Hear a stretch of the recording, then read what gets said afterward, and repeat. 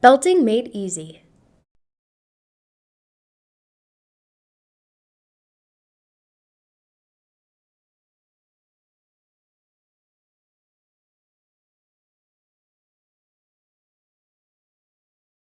Our first step in cracker production is when the mixed dough is loaded from a mobile tub into a live bottom bin.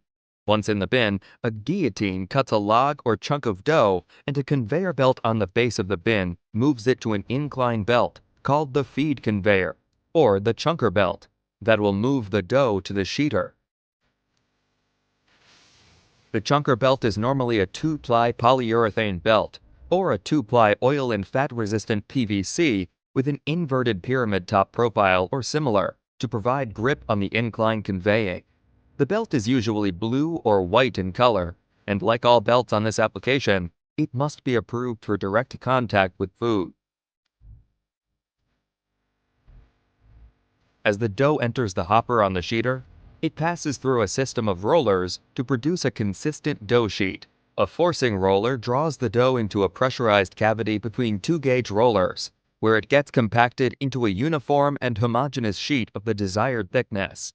The belt used on the sheeter is usually a white or blue 2-ply polyurethane belt, preferably matte to improve release, and able to be used on small pulleys. If the dough is very sticky, a higher release polyether-based polyurethane belt can be used as well. Some companies also use a bare-by-bare polyurethane belt.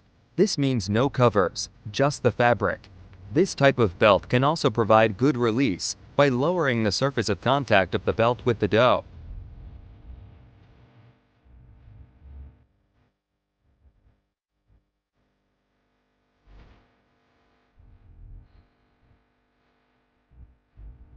The uniform sheet of dough then continues to pass through a series of gauge roll units, where a pair of heavy rollers reduce it to the final thickness. The belts used on the gauge rollers are normally the same used on the sheeter, since the requirements of the application are pretty much the same. There are a few added features on all these belts that could be implemented to increase food safety, such as non-fray, where the fabric of the belt is woven either using very short strands that avoid fraying, or the fabric has a special glue for the same purpose. You don't want to eat your crackers and find a long piece of fabric on them. Antimicrobial equipped belt, where the belt is made of mixing silver ions, well known for inhibiting the growth of bacteria and fungi. If the production line has a metal detector, metal detectable belts can be used as well. So if part of the belt cover breaks and gets mixed with the dough, that portion will be flagged and rejected.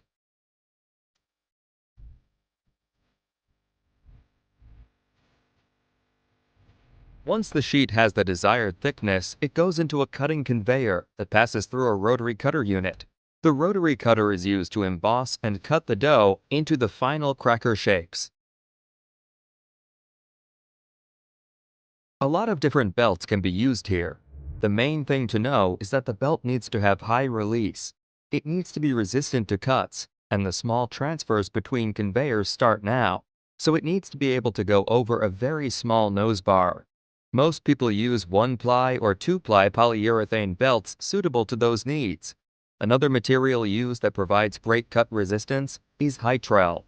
Other companies also use bare-by-bare belts, or even 1-ply solid woven cotton belts, which provide good release properties as well. A scrap conveyor lift lifts the network of dough around the cracker pieces and moves it to a return scrap conveyor that takes it back to the sheeter to be reused. Any 1 or 2-ply polyurethane belts can be used here. For the incline to provide grip, you can use a profile like inverted pyramid or a glossy finish that can make the belt surface more adhesive.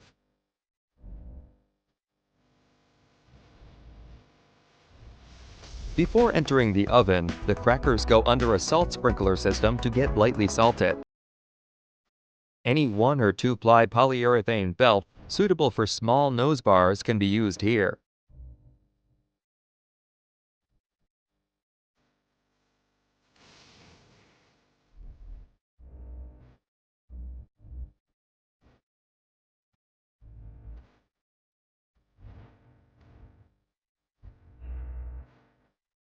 The salted raw crackers now enter the oven to be baked. Cracker baking ovens, also known as tunnel ovens, have long conveyors that carry the dough pieces through a heated baking chamber. Oven lengths vary typically between 25 and 100 meters long. The conveyor can move at different speeds, allowing the operator to adjust the baking time. Ovens are designed to transfer heat by either radiation, convection, or conduction. The conveyor band material is a wire mesh or a carbon steel band, which turns around large cylindrical drums at each end of the oven, and it needs to withstand high temperatures for long periods of time. After baking, many crackers are immediately sprayed with vegetable oil. The oil, which could be flavored, is absorbed quickly when the crackers are hot. The oil spray machines can be for either top or bottom spray or both. The oil spray machines carry the crackers on a stainless steel mesh conveyor through the spray system.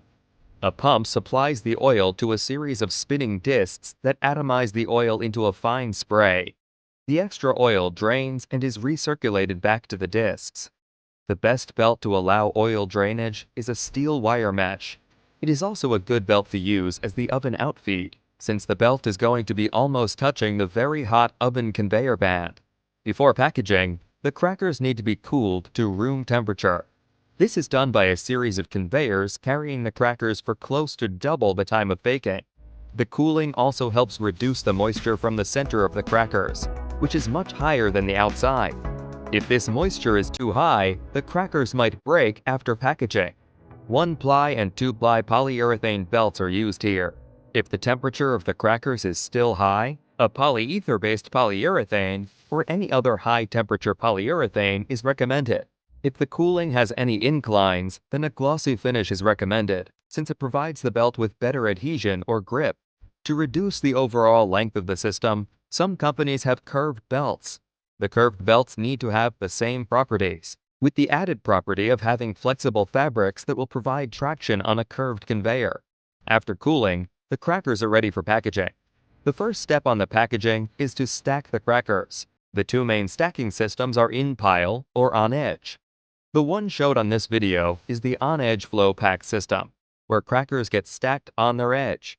Sometimes the crackers can be loaded into tins by hand or into plastic bags via vertical form fill seal machines.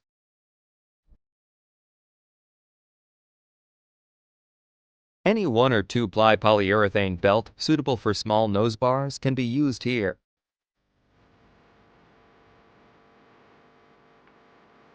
Once stacked, the crackers can be loaded into trays, or can be wrapped in plastic using flow wrapping systems like the one showed on this video.